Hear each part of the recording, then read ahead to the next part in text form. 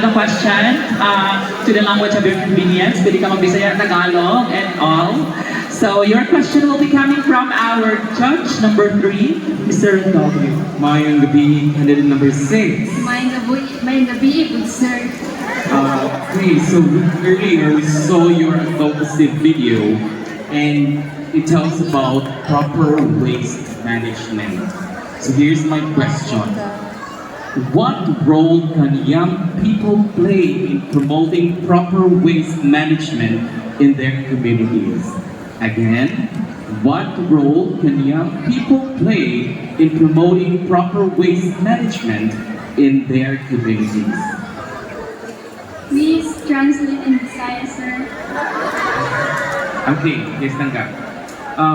Unsay mahimo sa mga kabatanunan karon para mapalambo ang gustong pagdumala sa basura sa ilang mga komunidad?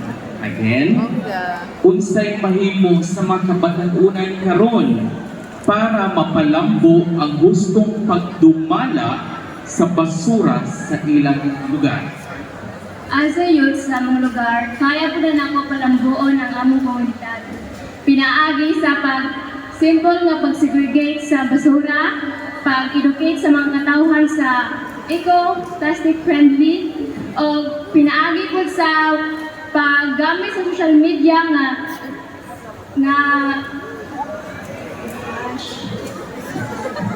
pinaagi sa social media nga ganihon sila nga kailangan nato nga buhaton kini para sa itong komunidad kay dili na kailangan og salig sa atong gobyerno kay kita kapatanunan kaya na natong buhaton sa atong komunidad.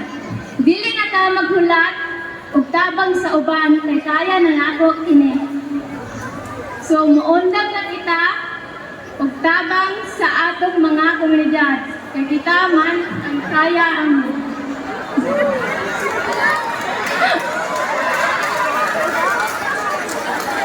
Thank you. Thank you so much. Okay. Thank you so much, Ira May.